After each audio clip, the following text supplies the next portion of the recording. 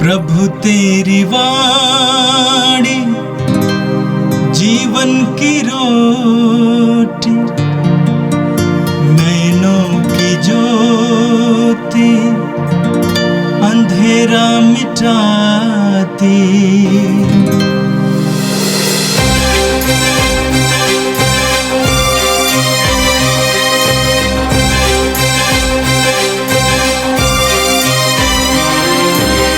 प्रभु तेरी वाणी जीवन की रोटी, नैनों की ज्योति अंधेरा मिटाती।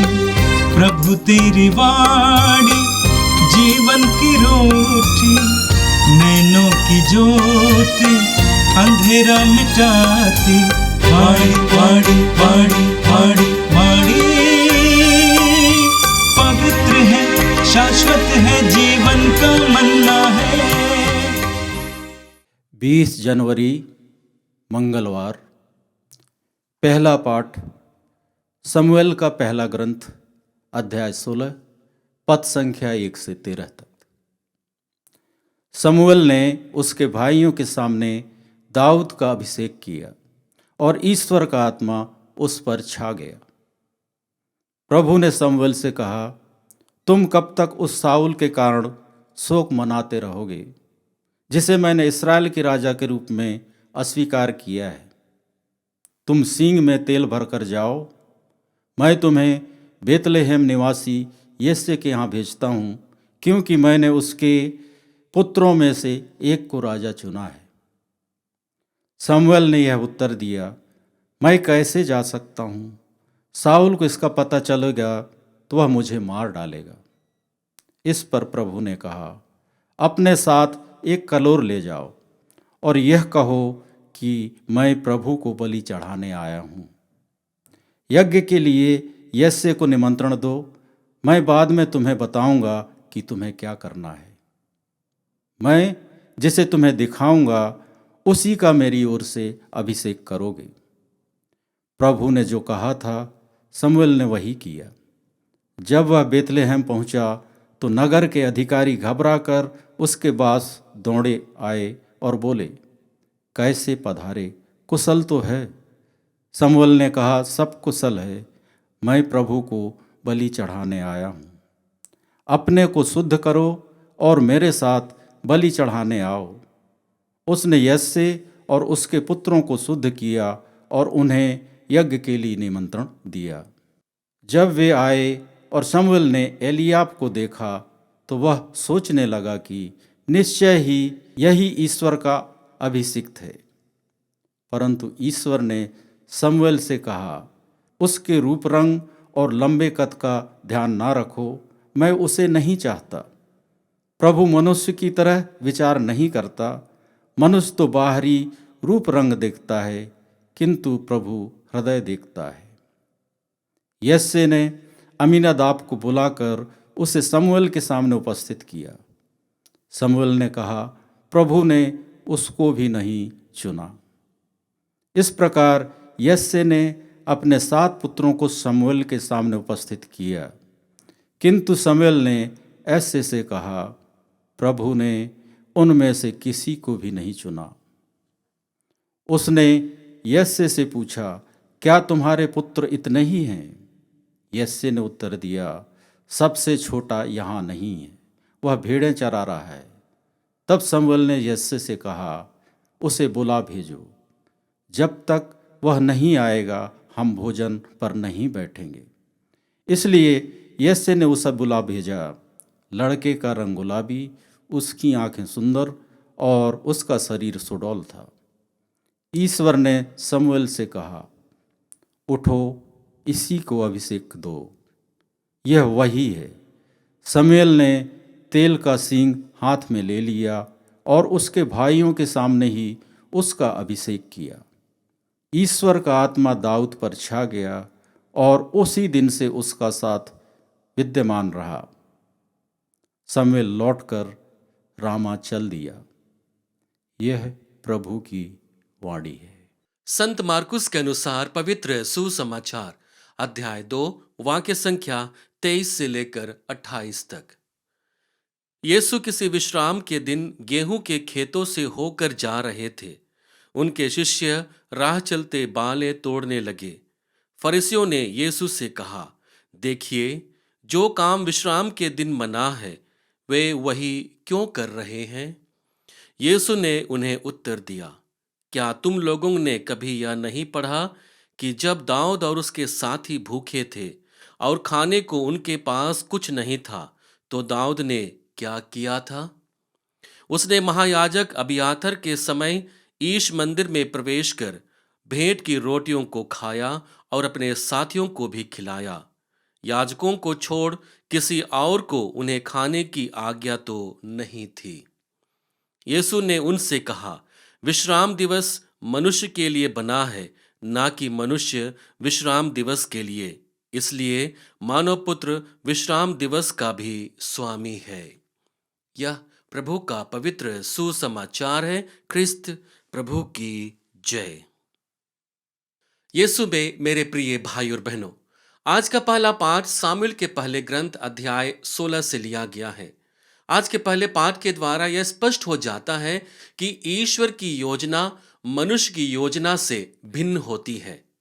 ईश्वर ने साउल को अस्वीकार किया क्योंकि उसका हृदय ईश्वर से दूर था। वहीं दूसरी ओर हम देखते हैं कि ईश्वर दाऊद को चुनते हैं क्योंकि उसका हृदय ईश्वर के नजदीक था, ईश्वर की योजना के आधारित पर था। और यदि हम आज के पहले पाठ को गौर से देखेंगे तो दो महत्वपूर्ण बातें हमारे मनन चिंतन के लिए प्राप्त होती हैं। पहली बात है, ईश्वर बाहरी रूप नहीं बल्कि हृदय को देखता है। हम देखते हैं कि सामुएल जब राजा का चुनाव करने के लिए यिशै के घर जाता है तो उसके बड़े बेटे को देखता है जो बलवान था, जो शारीरिक रूप से मजबूत था। वह सोचता है कि ईश्वर ने उसी का चुनाव किया है। लेकिन वचन क्या कहता है? जब वे आए और सामुएल ने एलियाब को देखा तो वह सोचने लगा कि निश्चय ही यही ईश्वर का अभिषिक्त है। परंतु ईश्वर ने सामुएल से कहा, उसके रूप रंग और लंबे कद का ध्यान न रखो, मैं उससे नहीं चाहता। प्रभु मनुष्य की तरह विचार नहीं करता। मनुष्य तो बाहरी रूप रंग देखता, किंतु प्रभु हृदय देखता है। यह स्पष्ट हो जाता है कि मनुष्य का चयन बाहरी आवरण से प्रभावित होता है। वह कहीं ना कहीं चुनाव करते हुए उसके रूप रंग को, कद को, ओहदे को और उसकी गरिमा को बाहरी आवरण के रूप में देखता है और चुनाव करने की प्रक्रिया को अपने जीवन में लागू करता है। लेकिन ईश्वर हृदय की गहराई को देखते हैं। वह गहराई जहां पर धार्मिकता है, वह गहराई जहां पर सच्ची निष्ठा है, श्रद्धा है, ईश्वर के प्रति प्रेम है, और वही हृदय ईश्वर को पसंद होती है। हम संत मत्ती रचित सुसमाचार अध्याय 5 वाक्य संख्या 8 में पढ़ते हैं, जहां पर प्रभु पर्वत पर वचन में कहते हैं, धन्य है वे जिनका हृदय निर्मल है, वे ईश्वर के दर्शन करेंगे। हमारी धन्यता अपने हृदय को निर्मल और पवित्र बनाने में है, और वही निर्मल और पवित्र हृदय हमें ईश्वर के नजदीक लेकर के जाती है। ईश्वर हमारे जीवन में आते हैं और हम उनका दर्शन पाते हैं। दूसरी महत्वपूर्ण बात है, जहां ईश्वर का चुनाव होता है वहां उसका आत्मा सामर्थ्य देता है। हम देखते हैं कि जैसे ही साउल दाऊद के ऊपर तेल उड़ेलता है, ईश्वर का आत्मा उस पर प्रकट हो जाता है। हम वचन में पढ़ते हैं, सामुएल ने तेल का सिंग हाथ में ले लिया और उसके भाइयों के सामने ही उसका अभिषेक किया। ईश्वर का आत्मा दाऊद पर छा गया और उस दिन से उसके साथ विद्यमान रहा। यह वचन हमें यह स्मरण कराता है कि ईश्वर जब हमारा चुनाव करते हैं, हमारे जीवन को अपने सामर्थ्य से, अपनी आत्मा से भर देते हैं, और वही सामर्थ्य, वही आत्मा हमें ईश्वर के मार्ग की ओर आगे बढ़ाता है, और उसी के प्रभाव में रहकर हम अपने बुलाहट भरे जीवन को जीने की कोशिश करते हैं। हम नबी जकरिया के ग्रंथ अध्याय 4 वाक्य संख्या 6 में पढ़ते हैं, जहां पर नबी जकरिया यह स्पष्ट करता है कि ईश्वर अपने महान कार्य बाहरी शक्ति या सामर्थ्य से नहीं करता है, बल्कि अपनी आत्मा के प्रभाव से करता है। वह आत्मा जिसे वह चुने लोगों के बीच देता है, चुने हुए लोगों को देता है, और वही शक्ति उन्हें ईश्वर के नजदीक बनाए रखती है। हम वचन में पढ़ते हैं, विश्वमंडल के प्रभु की वाणी शक्ति और सामर्थ्य से नहीं, वरन मेरे आत्मा के द्वारा। यह इस कथन के साथ नबी जकरिया यह बताने की कोशिश करता है कि ईश्वर जो भी कार्य करता है वह मनुष्य के शक्ति, उसकी योग्यता के आधार पर नहीं करता है, बल्कि अपनी आत्मा से प्रेरित होकर के करता है, और वही आत्मा उस कार्य को लगातार प्रभु में बनाए हुए रखती है। यीशु में मेरे प्रिय भाई और बहनों, हमें लगातार अपने हृदय को प्रभु के सानिध्य में लेकर के आने की आवश्यकता है। अपनी योजना को प्रभु यीशु मसीह की योजना के साथ जोड़ने की आवश्यकता है। और जब हम ऐसा करने में सक्षम होते हैं तो हमारे जीवन में प्रभु अपने कार्य को संपादित करते हैं, और वही कार्य को हम दाऊद के जीवन में देखते हैं, जिन्होंने अपने हृदय में सच्ची भक्ति, सच्ची श्रद्धा, सच्ची निष्ठा को रखा था, जो एकमात्र ईश्वर के लिए था। और वही कारण होता है कि ईश्वर अपनी प्रजा के लिए उसे राजा के रूप में स्वीकारता है, उसे चुनता है। आज का सुसमाचार संत मार्कुस रचित सुसमाचार अध्याय 2 से लिया गया है, जहां प्रभु यीशु हमें धर्म, नियम और मानव जीवन के वास्तविक उद्देश्य को गहराई से मनन चिंतन करने के लिए न्योता देते हैं। आज के पाठ के द्वारा 2 महत्वपूर्ण बातों पर हम मनन चिंतन करने की कोशिश करेंगे।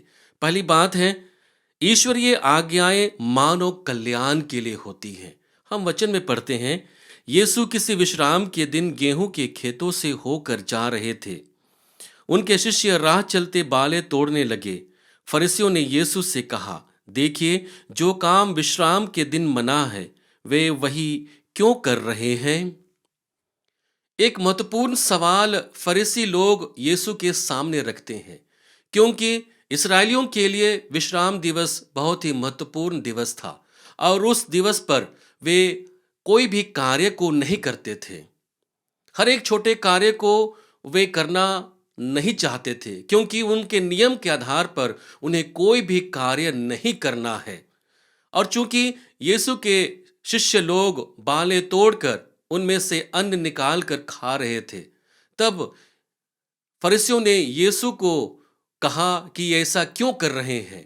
प्रभु यीशु यह अवसर लेते हैं उन्हें समझाने के लिए कि ईश्वर की जो आज्ञा है वह आज्ञा मानव के उत्थान के लिए है। सबसे महत्वपूर्ण बात है कि धर्म मनुष्य के लिए है, नियम मनुष्य के लिए है, ताकि वह अपने जीवन के लिए सही मूल्यों को चुनाव कर सके, अपने जीवन के लिए सही लक्ष्य को निर्धारित कर सके, अपने जीवन के लिए सही दशा और दिशा को प्राप्त कर सके। जब एक व्यक्ति में सही मूल्य आते हैं, सही लक्ष्य को वो प्राप्त करने की कोशिश करता है और सही दशा में अपने जीवन को व्यतीत करता है, तो वह सचमुच में ईश्वर की आज्ञा का पालन करता है। और वही बात प्रभु यीशु यहाँ हम सभी को समझाने की कोशिश करते हैं। विश्राम दिवस की आज्ञा मनुष्य को आराम, शांति और जीवन को और अधिक जागृत करने के लिए होती है, ताकि मनुष्य आराम करे, शांति में अपने समय को व्यतीत करे और अपनी ऊर्जा को और अधिक प्राप्त करे, ताकि सप्ताह भर के कार्य को वह बखूबी कर सके। और इसलिए प्रभु यीशु उन्हें समझाने की कोशिश करता है कि जो संहिता तुम्हारे जीवन में दी गई है, जो आज्ञाएं ईश्वर की ओर से तुम्हें मिला है, वह तुम्हारे जीवन को आगे बढ़ाने के लिए है, वह तुम्हारे जीवन के कल्याण के लिए है। और वही बात हमें समझने की आवश्यकता है। दूसरी महत्वपूर्ण बात है, नियम का उद्देश्य प्रेम, करुणा है, ना कि बोझ डालना है। हम देखते हैं कि शास्त्री और फरीसी लोग 10 नियम को सैकड़ों नियम में बदल देते हैं और वह नियम लोगों के लिए बोझ बन जाता है, क्योंकि वे हर एक दिन कहीं ना कहीं किसी न किसी नियम को तोड़ते हुए देखते हैं और उनके लिए उन्हें पश्चाताप करना होता था, उनके लिए प्रायश्चित का बलिदान चढ़ाना होता था। और इसलिए यह नियम लोगों को ईश्वर के नजदीक लाने की अपेक्षा अपने आप को लगातार पाप के दशा में देखने के लिए बाध्य करता था। और इसलिए प्रभु उसे बताने की कोशिश करता है और स्पष्ट शब्दों में कहता है कि विश्राम दिवस मनुष्य के लिए बना है, मनुष्य विश्राम दिवस के लिए नहीं बना है। यह स्पष्ट हो जाता है कि विश्राम दिवस मनुष्य को और अधिक जागरूक बनाने के लिए है, ना कि उसे बोझ में दबाने के लिए है। प्रभु स्वयं संत मत्ती रचित सुसमाचार अध्याय 11 वाक्य संख्या 28 से और 30 के बीच में कहते हैं, थके मांदे और बोझ से दबे हुए लोगों, तुम सब के सब मेरे पास आओ। यह एक ऐसा न्योता है जहां पर प्रभु हमारी वास्तविक स्थिति को पहचानते हैं और हमें ऐसे जुए को धारण करने के लिए मदद करते हैं जो आसान है, जो हल्का है।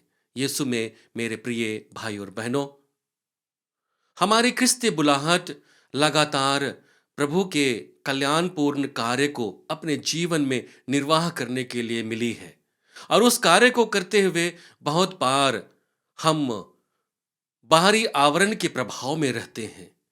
उस आवरण को तोड़ करके हमें प्रभु के सानिध्य में और प्रभु के प्रांगण में वापस आने की जरूरत होती है।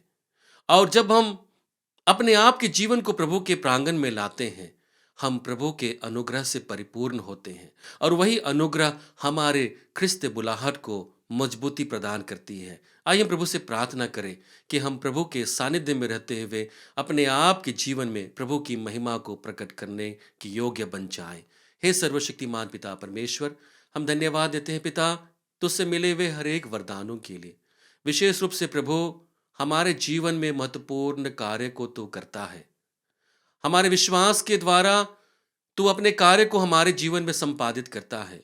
प्रभु हमें बल दे कि हम गहरे हृदय में तेरे प्रेम को संचित रखें, तेरी योजना को संचित रखें, तेरी आज्ञाओं के प्रति हम ईमानदार रहें, ताकि प्रभु तुझसे संयुक्त होकर हम अपने आप के जीवन को एक सुग्राह्य बलि के रूप में तुझे समर्पित करने में हम काबिल बन जाएं। हम यह प्रार्थना करते हैं हमारे प्रभु क्रिस्त के द्वारा, आमीन। प्रभु तेरी वाणी जीवन की रोटी, नैनों की ज्योति अंधेरा मिटाती, वाणी वाणी वाणी